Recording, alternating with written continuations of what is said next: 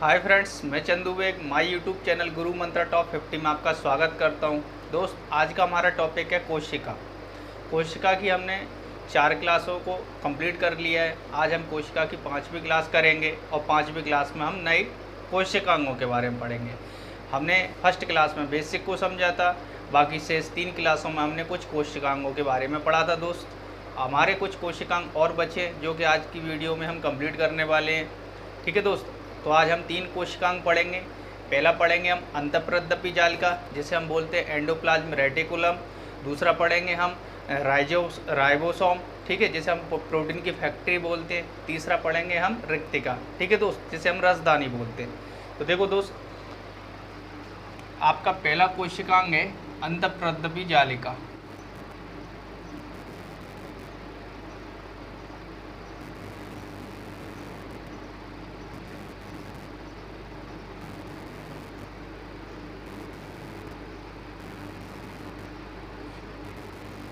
अंतःप्रद्रपी जालिका, तो देखो दोस्त, अंतःप्रद्रपी जालिका आपकी कोशिका के अंदर एक नलिका होती है। देखो मैं बताऊं कैसे।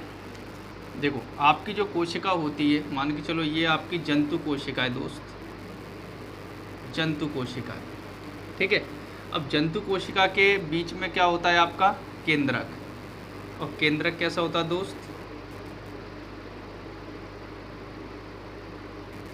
केंद्रक भी डबल झिल्ली से घिरा होता है दोस्त, है ना। ये होता है आपका केंद्रक। केंद्रक, अब देखो, ये होती है आपकी क्या होती है, कोशिका झिल्ली, जिसे हम सेल मेम्ब्रेन बोलते हैं, कोशिका झिल्ली, ठीक है दोस्त। अब इसकी स्थिति को हम देख रहे हैं कोशिका के अंदर।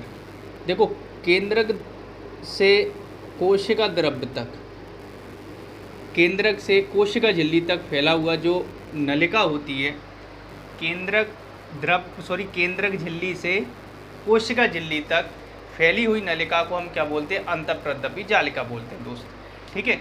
तो बस हमें इसकी उपस्थिति को देखो, इस टाइप की आपको कभी भी कोशिका में ये दिख जाए तो ये क्या होती है, आपकी अंतःप्रद्रपी जालिका होती है, जिसे हम क्या बोलते हैं, एंडोप्लाज्म रेटिकुलम बोलते हैं, ठीक है दोस्त। एंडोप्लाज्म रेटिकुलम, शॉर्ट में से ER बोलते हैं, ठीक है।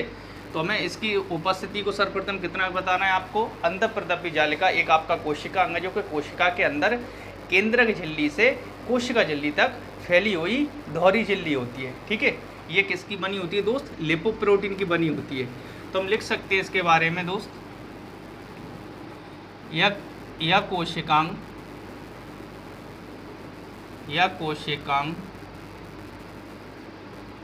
कोशिका के अंदर,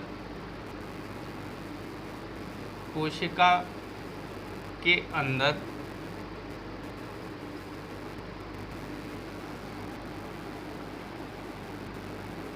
केंद्रक झिल्ली से कोशिका झिल्ली तक पाया जाता है, कोशिका झिल्ली तक फैली होती है।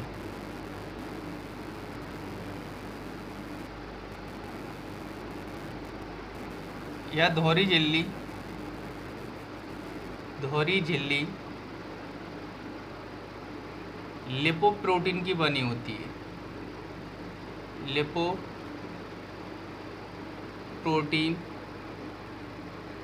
की बनी होती है। इसकी खोज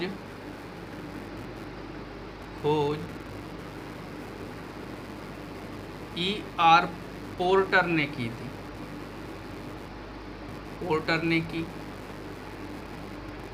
ER पोर्टर ने की।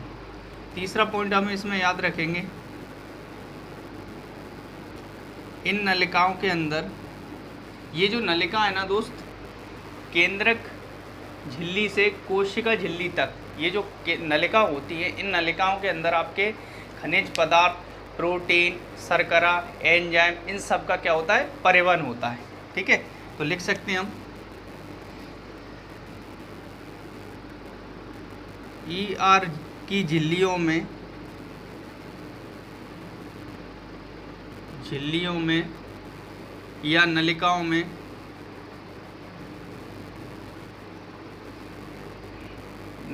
में शर्करा, खनिज लवण,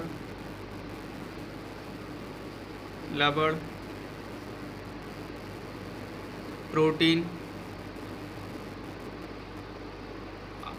आदि का परिवहन होता है।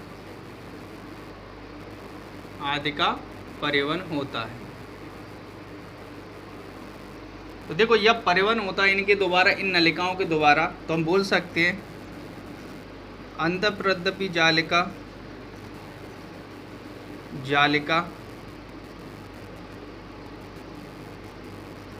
कोशिका के अंदर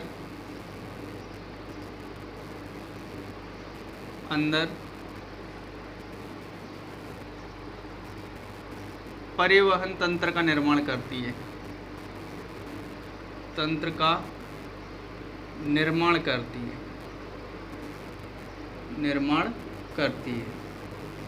यानी कि हम बोल सकते हैं कि अंतःप्रद्रव्य जालिका जो होती है वो कोशिका के अंदर अंतः परिवहन तंत्र का निर्माण करती है, यानी कि एक रास्ता बनाती है, एक पथ बनाती है। किसके लिए? शर्करा, खनिज लवण, प्रोटीन आदि इसके अंदर क्या है, बहते हैं। और याद रखना, ये जो अंतःप्रद्रव्य जालिका होती है इसी से जुड़े होते हैं राइबोसोम। क्योंकि आपकी जो अंतःप्रद्रव्य जालिका जो होती है वो दो प्रकार की होती है, एक चिकनी अंतःप्रद्रव्य जालिका, एक खुरदरी अंतःप्रद्रव्य जालिका। जो चिकनी होती है वो प्रोटीन का स्रावण करती है, और जो आपकी खुरदरी होती है वो आपके उस पर क्या है, राइबोसोम के कण बने होते हैं जो कि आपके प्रोटीन में सहायक होते हैं। और अंतःप्रद्रव्य जालिका द्वारा ही आपके लाइसोसोम का निर्माण होता है। मैंने आपको पहले पिछली वीडियो में या पिछले लेक्चर में बताया था कि जो लाइसोसोम होता है वो आपका एक तो तुम्हारा गोल्जी बॉडी होती है, जो आपकी गोल्जी काय होती है, गोल्जी काय और अंतःप्रद्रव्य जालिका मिलकर लाइसोसोम का निर्माण करते हैं। तो हम यहाँ भी लिख सकते हैं इस वाले पॉइंट को कि लाइसोसोम के निर्माण में सहायक है अंतःप्रद्रव्य जालिका। अंतःप्रद्रव्य जालिका कोशिका विभाजन के समय कोशिका प्लेट और केंद्रक झिल्ली के निर्माण में सहायक होती है। ठीक है दोस्त, इसके एक काम ये भी था, है ना। तो हम बोल सकते हैं कि अंतःप्रद्रव्य जालिका कोशिका के अंदर परिवहन तंत्र का निर्माण करती है, इसलिए इसे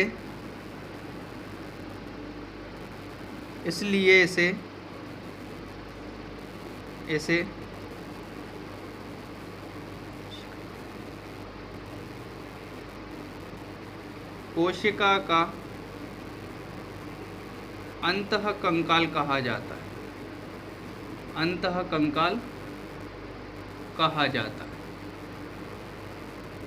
याद रखना, ये जो कोशिकांग है, यह कोशिकांग यानी कि अंतःप्रद्रव्य जालिका या कोशिकांग मोनेरा जगत, जो आपके जीवाणु हैं, शैवाल हैं, नीलहरित शैवाल हैं, मोनेरा जगत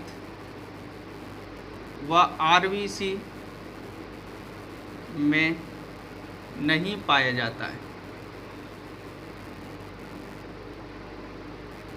तो दोस्त, अंतःप्रद्रव्य जालिका के कुछ ये पॉइंट है जो कि आपसे एग्जाम में अक्सर पूछे जाते हैं। यही लाइन आपको अच्छे से याद होना चाहिए। ठीक है, मैं एक बार रिपीट कर देता हूँ।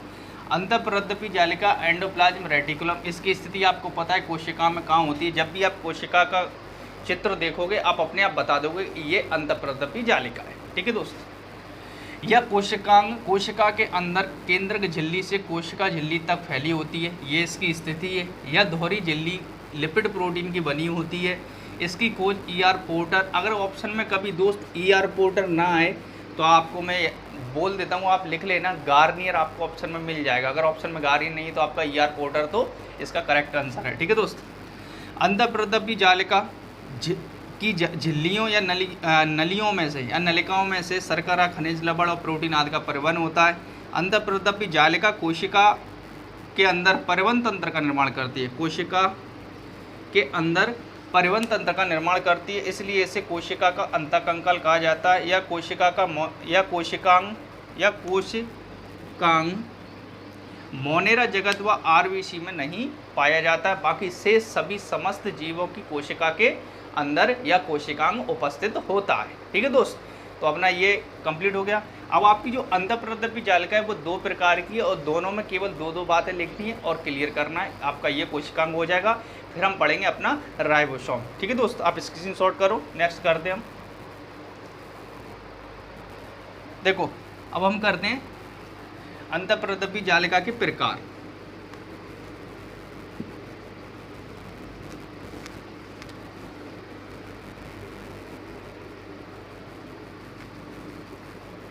देखो अंतःप्रद्रव्य जालिका 2 प्रकार की होती है, एक चिकनी और एक खुरदरी। एक तो होती है आपकी चिकनी, ठीक है, चिकनी अंतःप्रद्रव्य जालिका, जिसे हम शॉर्ट में लिख सकते हैं चिकनी एंडोप्लाज्म रेटिकुलम, और एक लिख लो आप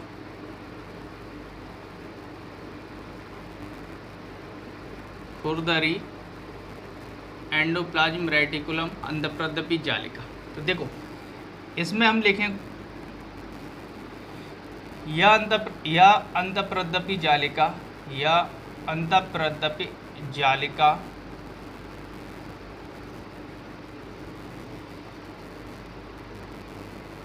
या अंतःप्रद्रव्य जालिका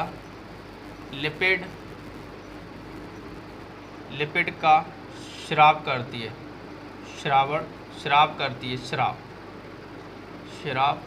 करती है। और ये क्वेश्चन आता है, आपको याद रखना, इस पर राइबोसोम के कण नहीं पाए जाते हैं। ठीक है दोस्त, इस पर राइबोसोम के कण नहीं पाए जाते, बस इतना ही याद रखना है। और दूसरा इसमें खुरदरी में लिखेंगे या अंतःप्रद्रव्य जालिका या अंतःप्रद्रव्य जालिका एंडोप्लाज्म रेटिकुलम या जालिका इस जालिका पर ऐसा लिखना है, इस अंतःप्रद्रव्य जालिका पर राइबोसोम के कण उपस्थित होते हैं जो प्रोटीन संश्लेषण में सहायक होते हैं, जो प्रोटीन संश्लेषण में सहायक होते हैं।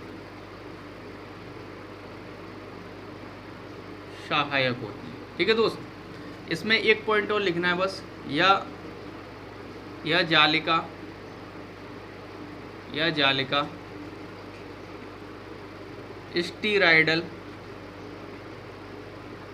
स्टीराइडल हार्मोन का स्राव करती है,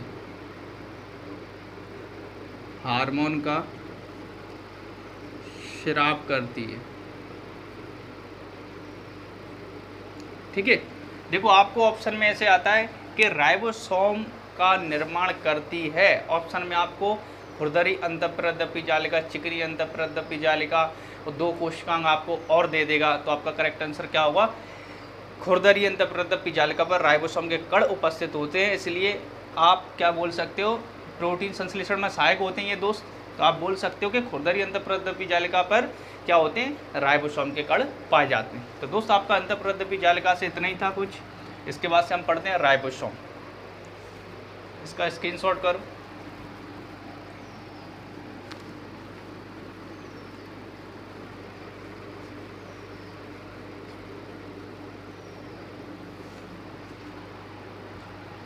देखो दूसरा कोशिकांग है आपका राइबोसोम।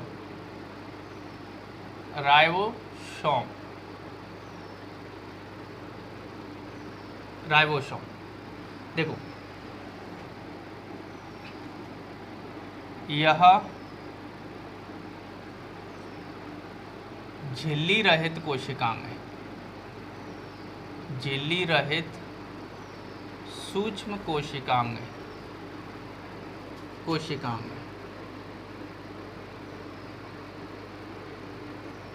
झिल्ली रहित सूक्ष्म कोशिकांग है। देखो जो राइबोसोम होता है वो आपका झिल्ली रहित कोशिकांग होता है, जो वो मैंने अभी इससे पहले पढ़ाया।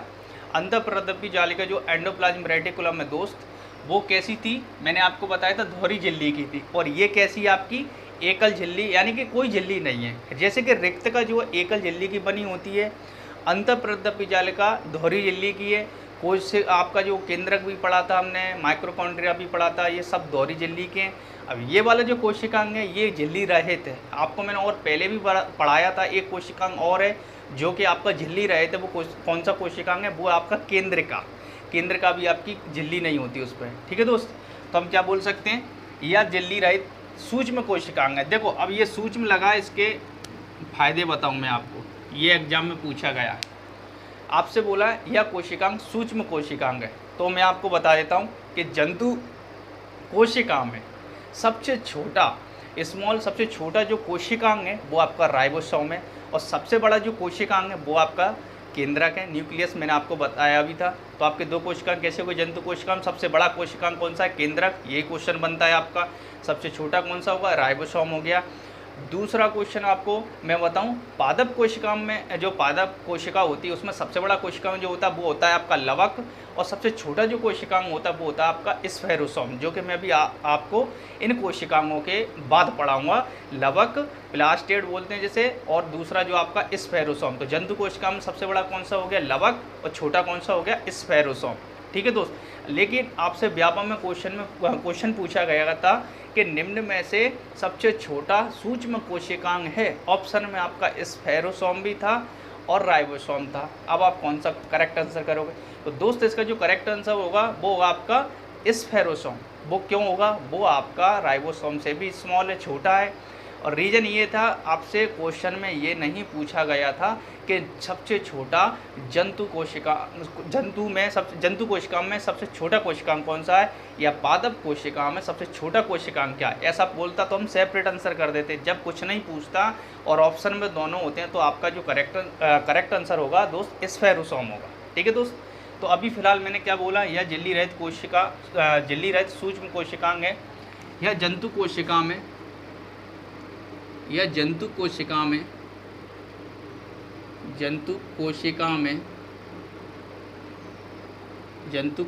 में सबसे छोटा कोशिकांग है।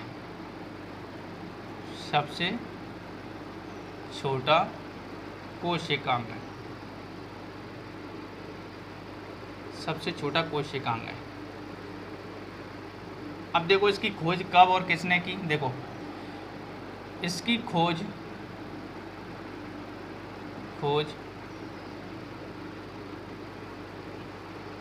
सेम के पेड़ की जड़ में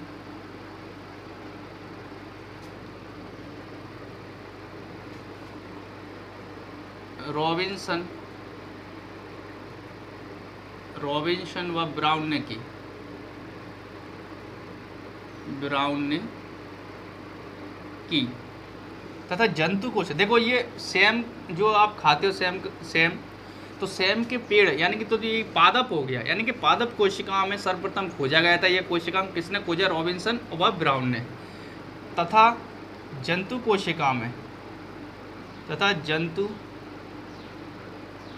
कोशिकाओं में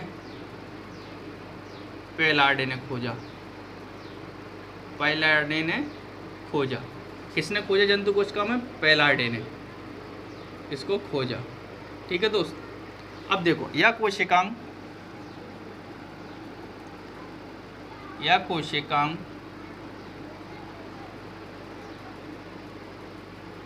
प्रोकैरियोटिक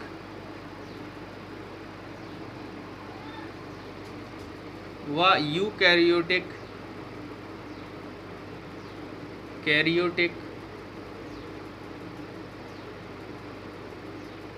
दोनों कोशिकाओं में पाया जाता है।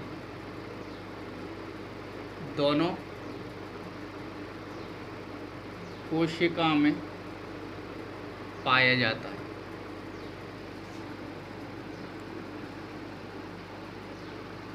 इसलिए इसे सार्वभौमिक कोशिकांग कहते हैं। सार्वभौमिक यानी कि सब जगह पाया जाता है ये। देखो आपको अब एक चीज़ बता रहा हूँ, अभी देखो सार्वभौमिक कोशिकांग कहा जाता है।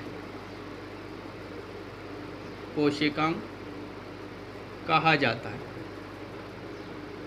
देखो दोस्तों, यह कोशिकांग प्रोकैरियोटिक और यूकैरियोटिक, जब से हम पढ़ते आ रहे हैं दो प्रकार की कोशिका होती है आपकी, प्रोकैरियोटिक और यूकैरियोटिक। प्रोकैरियोटिक कोशिका में सिर्फ एक जगत आता है जिसे हम मोनेरा जगत कहते हैं। मोनेरा जगत में आपके जीवाणु, नीलारे, सेवल, आर्किबैक्टीरिया, यू बैक्टीरिया, ये सब सारे आते हैं, तो आपके प्रोकैरियोटिक कोशिका में आते हैं। और यूकैरियोटिक कोशिका में हम आते हैं, पादप आते हैं और आपका कवक आता है, यानी कि शेष आपके 4 जगत बचे वो सब यूकैरियोटिक कोशिका में आते हैं और प्रोकैरियोटिक कोशिका में सिर्फ जीवाणु आते हैं, सभी प्रकार के जीवाणु। तो ये जो कोशिकांग है आपका प्रोकैरियोटिक कोशिका में भी पाया जाता है और यूकैरियोटिक कोशिका में पाया जाता है। इसका मतलब हमारे अंदर भी है और जीवाणु के अंदर भी है, इस कारण इसको हम सार्वभौमिक कोशिकांग भी कहते हैं। ठीक है, इसका मुख्य कार्य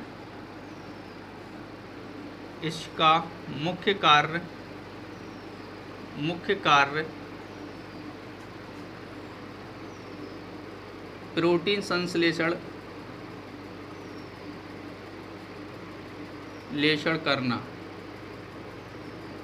करना है। इसलिए राइबोसोम को प्रोटीन की फैक्ट्री कहते हैं। प्रोटीन की फैक्ट्री कहते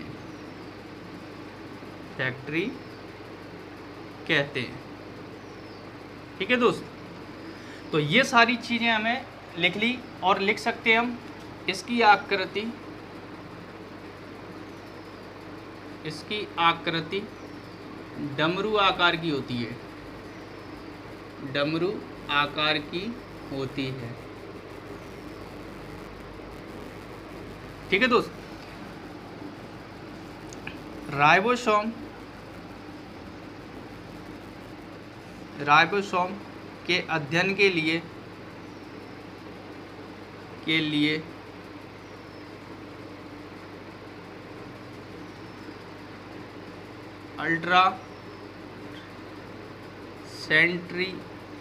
अल्ट्रा सेंट्रीफ्यूज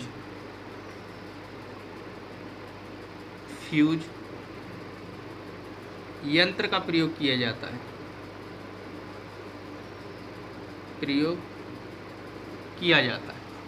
देखो दोस्त, ये आपकी कुछ बातें हैं जो कि आपके राइबोसोम से हमें सीखनी है और पढ़ना है, जो कि आपसे एग्जाम में पूछी जाती है। ठीक है, मैं आपको एक बार रिपीट कर देता हूँ। यह झिल्ली रहित सूक्ष्म कोशिकांग है। यह जंतु कोशिकाओं में सबसे छोटा कोशिकांग है। इसकी आकृति डमरू आकार की होती है। इसकी खोज सेम के पेड़ की जड़ में रॉबिन्सन व ब्राउन ने की तथा जंतु कोशिकाओं में पैलाडे ने खोजा। ठीक है दोस्त, यह कोशिकांग प्रोकैरियोटिक व यूकैरियोटिक दोनों कोशिकाओं में पाया जाता है, इसलिए इसे सार्वभौमिक कोशिकांग कहा जाता है। इसका मुख्य कार्य प्रोटीन संश्लेषण करना है, इसलिए राइबोसोम को प्रोटीन की फैक्ट्री कहते हैं। राइबोसोम के अध्ययन के लिए एक यंत्र का प्रयोग किया जाता है, जिस यंत्र का नाम है अल्ट्रा सेंट्रीफ्यूज। ठीक है दोस्त, अब राइबोसोम भी आपका 2 प्रकार का होता है, 70S प्रकार का राइबोसोम, 80S प्रकार का राइबोसोम। जो 70S प्रकार का राइबोसोम होता है दोस्त, वो आपका 50 और 30 उप इकाइयों से मिलकर बना होता है, और जो 80S प्रकार का है वो आपका 60S और 40S उप इकाइयों से मिलकर बना होता है। तो हम थोड़ा थोड़ा 2 बातें और इन 2 प्रकार के राइबोसोम में लिखते, फिर हमारा राइबोसोम कोशिकांग खत्म हो जाएगा। तीसरा कोशिकांग पढ़ेंगे हम रिक्तिका, जिसे हम बोलते हैं रसधानी, जो कि मुख्यतः पादप कोशिकाओं में पाई जाती है। ठीक है दोस्त, आप इसे स्क्रीनशॉट करो। देखो, पहले हम 2 प्रकार के राइबोसोम लिख लें।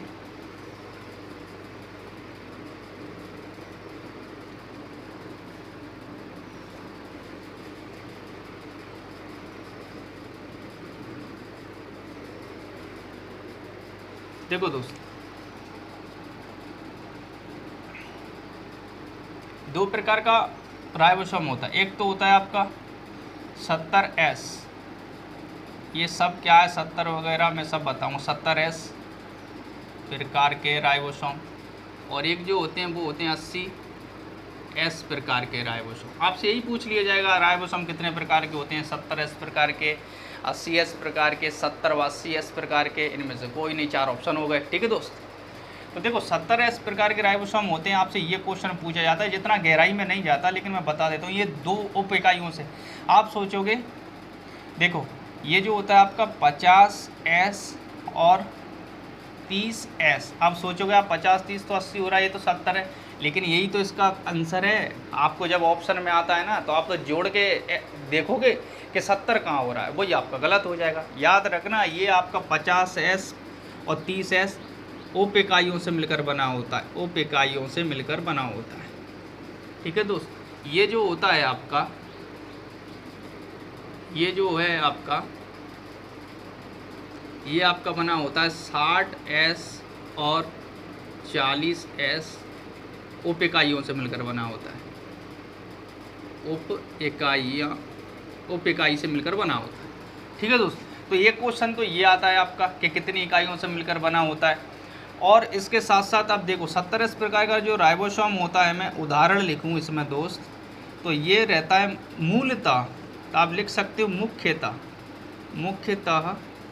प्रोकैरियोटिक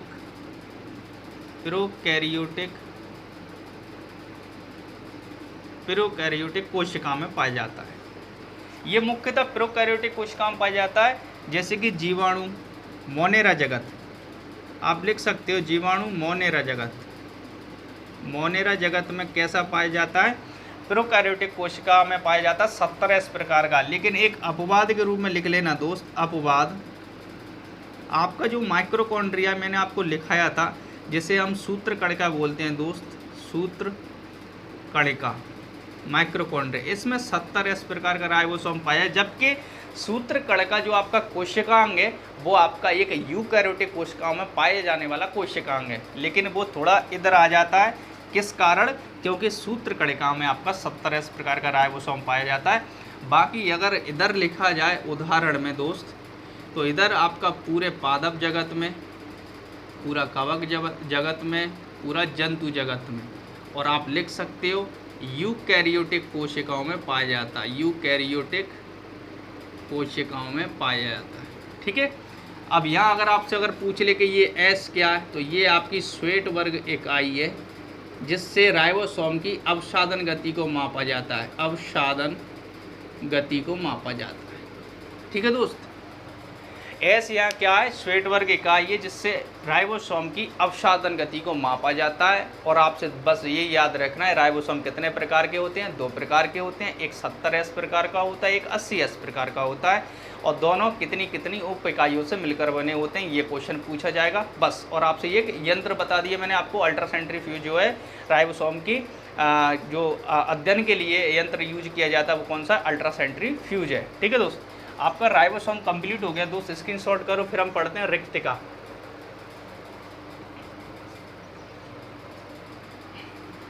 देखो दोस्त,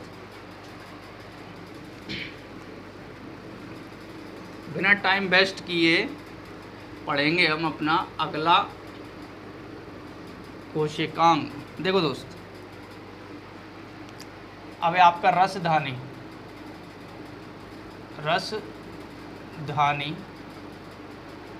या रिक्तिका लिखो पहले दोस्त, रिक्तिका या रसधानी।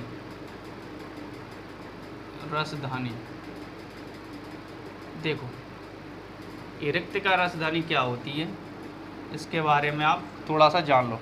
देखो पहली बात तो जो रिक्तिका होती है, तो आपसे यही पूछा जाएगा, ये मुख्यतः जंतु कोशिका में पाया जाता है या पादप कोशिका में पाया जाता है। जो आपकी रिक्तिका होती है, जिसे हम रसधानी भी बोलते हैं, ये आपकी मुख्यतः पादप कोशिकाओं में पाई जाती है। जैसे मैंने आपको एक जीव द्रव्य कोशिकांग लिखाया था फर्स्ट सेकंड लेक्चर में, तो मैंने आपको बताया था कि जो जीव द्रव्य होता है, जिसके अंदर कोशिका द्रव्य होता है और केंद्रक द्रव्य होता है, तो जो कोशिका द्रव्य होता है वो जंतु कोशिका में 70% कोशिका की संरचना करता है, ये बोला था, है ना। तो इसका मतलब क्या हुआ, कोशिका के अंदर 70% भाग किसका होता है, कोशिका द्रव्य का, जो कि जीव द्रव्य का भाग है। ठीक है। यहीं की यहीं अब आ जाओ आप पादप कोशिका पर। तो पादप कोशिका के अंदर आपका 90% आपका जो रिक्तिका यानी कि रसदानी का भाग होता है। यानी कि पादप कोशिका, आपसे यही क्वेश्चन व्यापक में पूछा गया था कि पादप कोशिका यानी कि मान के चलो मैं खड़ा हूँ और एक पेड़ के नीचे खड़ा हूँ, तो पेड़ बड़ा या मैं बड़ा हूँ? तो पेड़ बड़ा है, तो पेड़ बड़ा होने का कारण क्या है, ये क्वेश्चन आपसे व्यापक में पूछा गया। तो पेड़ बड़ा होने का कारण यानी कि पादप कोशिका का जंतु कोशिका से बड़ा होने का कारण क्या है? रिक्तिका के उसके अंदर पाए जाना। यानी कि रिक्तिका जो होती है आपकी पादप कोशिकाओं, हमारे अंदर भी लेकिन कम मात्रा में, लेकिन सबसे ज़्यादा ना मात्रा में, लेकिन पादप कोशिकाओं में ये मुख्यतः कोशिकांग है और सबसे बड़े बड़े आकार की रिक्तिका होती हैं कोशिका के अंदर। और उन कोशिकाओं के अंदर क्या होता है? तरल पदार्थ भरा होता है जिसे हम कोशिका रस या रिक्तिका रस बोलते हैं। ठीक है दोस्त। और जो झिल्ली से घिरा होता है या कोशिकांग, उसे हम टोनोप्लास्ट बोलते हैं। इस कोशिकांग की खोज आपकी ल्यूवेनहॉक ने की थी। इतनी सारी बातें हमें इसके अंदर लिखनी है। लास्ट बात लिखेंगे हम, जो कोशिकांग है आपका रिक्तिका, ये जलीय पौधों में बहुत उपयोगी है। कैसे? जो आपके जलीय पौधे होते हैं जैसे कि कमल कीचड़ में खिलता है, तो जो कीचड़ में खिलता है, छोड़ो कोई भी पौधा है जो कि जल में लगता है, जो कि अध पर कैसे रह जाता है, यानी कि जो अध मतलब तैरता क्यों है ना? तो उसी का कारण है रिक्तिका। रिक्तिका क्या करती है? जलीय पौधों में जो कि तैरते हैं उनमें गैस युक्त होकर उन्हें तैरने में मदद करती है। और रिक्तिका के अंदर आपके 2 वर्णक भी पाए जाते हैं, यानी कि रंजक 2 वर्णक भी पाए जाते हैं जिनसे पौधों में और फूलों में रंग प्रदान होता है। जो वर्णक होते हैं इसमें एक वो होता है, क्या बोलते हैं, टैनिन और एक एंथ्रोसाइनिन। ये 2 वर्णक पाए जाते हैं जिससे पौधों में, जो जलीय पौधे होते हैं ना, उनके फूलों में कलर प्रदान होता है। तो ये सारी चीज़ें हमें रिक्तिका के बारे में लिखनी है दोस्त। ठीक है। तो देखो पहली बात लिखेंगे, यह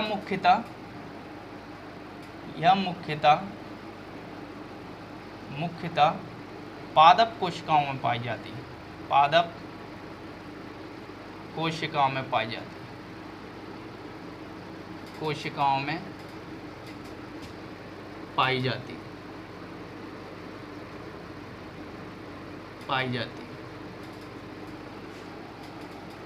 यह एकल झिल्ली, देखो ये एकल झिल्ली है, एकल झिल्ली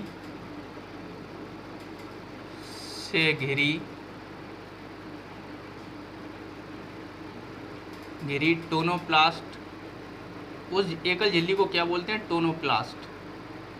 प्लास्ट से घिरी होती है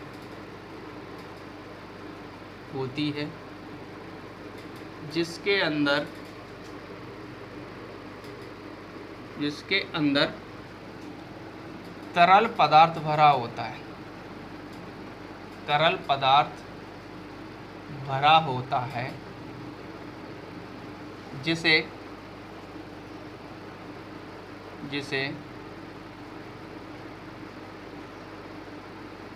कोशिका रस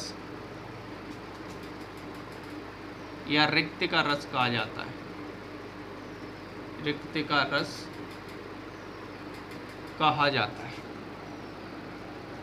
आपसे एमपी पुलिस में यही क्वेश्चन पूछा था, जो कि रिक्तिका होती है, एकल झिल्ली टोनोप्लास्ट से घिरी होती है, उसके अंदर जो तरल पदार्थ भरा होता है उसे क्या कहते हैं?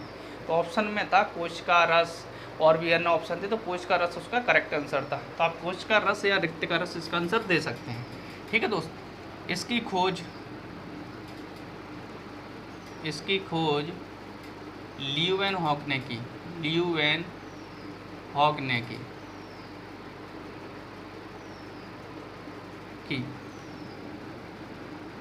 जंतु कोशिका से बड़ी पादप कोशिका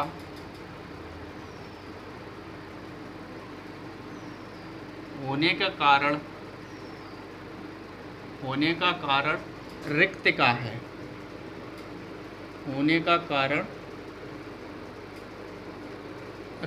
है। ठीक है दोस्त। और क्या पढ़ा था हमने इसमें? हाँ,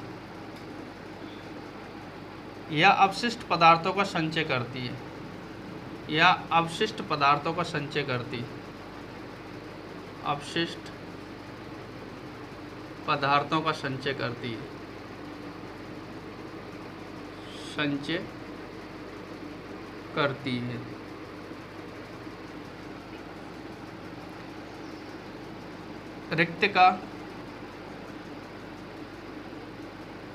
रिक्तिका एक अर्धपारगम्य झिल्ली है,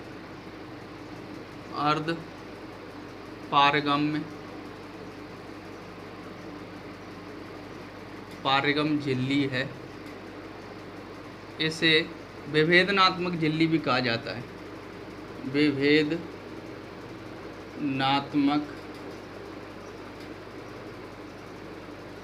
झिल्ली कहा जाता है।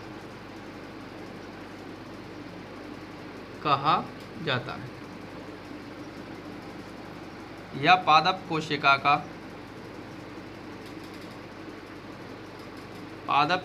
का 90% भाग घेरती है। ठीक है दोस्त, तो देखो ये वाली बातें हमने लिख ली। इसके बाद हम दो बातें और लिखेंगे कि इसके अंदर कौन कौन से वर्णक पाए जाते हैं और ये पादपों में क्या करती है। बस दो बात लिखने के बाद हमारा ये कोशिकांग कंप्लीट हो जाएगा। लेकिन अब इससे पहले इन बातों को एक बार रिपीट करें। रिक्तिका यानी कि रसधानी यह मुख्यतः पादप कोशिकाओं में पाई जाती है या एकल झिल्ली से घिरी टोनोप्लास्ट घिरी होती है, यानी कि टोनोप्लास्ट बोलते हैं एकल झिल्ली को, जिसके अंदर तरल पदार्थ, आप देखना कोशिका के अंदर इस टाइप की ऐसे खाली ये ऐसी संरचना बनी होंगी, ऐसी टाइप की, उनको हम रिक्तिका बोलते हैं। ठीक है दोस्त, तरल पदार्थ भरा होता है जिसे कोशिका रस या रिक्तिका रस कहा जाता है। इसकी खोज ल्यूवेनहॉक ने की। जंतु कोशिकाओं में बड़ी पादप कोशिका होने का कारण रिक्तिका, जंतु कोशिका से बड़ी पादप कोशिका होने का कारण रिक्तिका है, ये मैंने बताया था आपको। यह अवशिष्ट पदार्थों का संचय करती है। रिक्तिका एक अर्धपारगम्य झिल्ली है, इसे विभेदनात्मक झिल्ली कहा जाता है। या पादप कोशिका का 90% भाग घेरती है। ठीक है दोस्त, आप इसका स्क्रीनशॉट करो। दो बातें और लिखते हैं हम।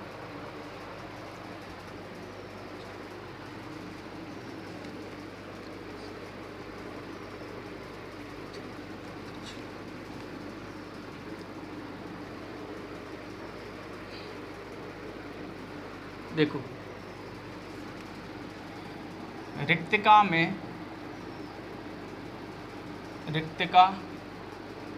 जलीय पौधों में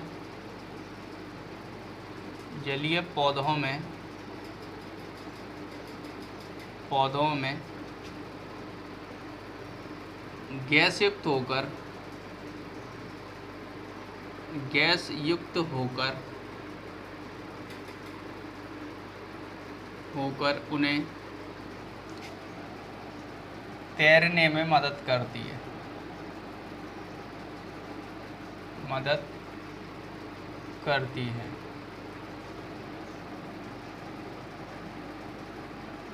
रिक्तिका में स्टीराइडन हार्म, एक तो आता है एंथ्रोसाइनिन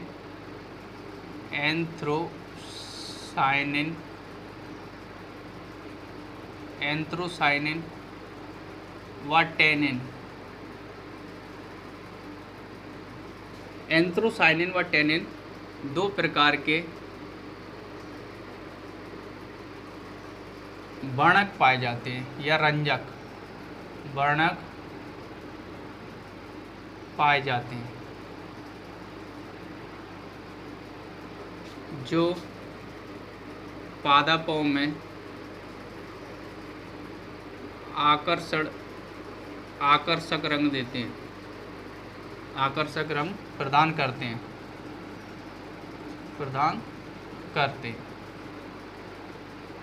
ठीक है दोस्त, ये दो बातें हमारी। रिक्तिका जलीय पौधों में, यानी कि जैसे कमल है और भी पौधे हैं, गैस युक्त होकर उन्हें तैरने में मदद करती है। रिक्तिका में एंथ्रोसाइनिन व टेनिन दो प्रकार के वर्णक रंजक पाए जाते हैं जो कि पादपों में आकर्षक रंग प्रदान करते हैं। ठीक है दोस्त, तो हमारे ये 3 कोशिकांग आज कंप्लीट हो गए दोस्त, और बाकी लेक्चरों में भी मैंने काफ़ी कोशिकांगों को करा दिया। आई होप ये लेक्चर आपको अच्छे से समझ में आया होगा। किसी को कोई डाउट है तो आप मुझे कमेंट बॉक्स में बताएं। ठीक है दोस्त, मैं आपको अपनी नेक्स्ट वीडियो में मिलता हूँ। Thank you so much.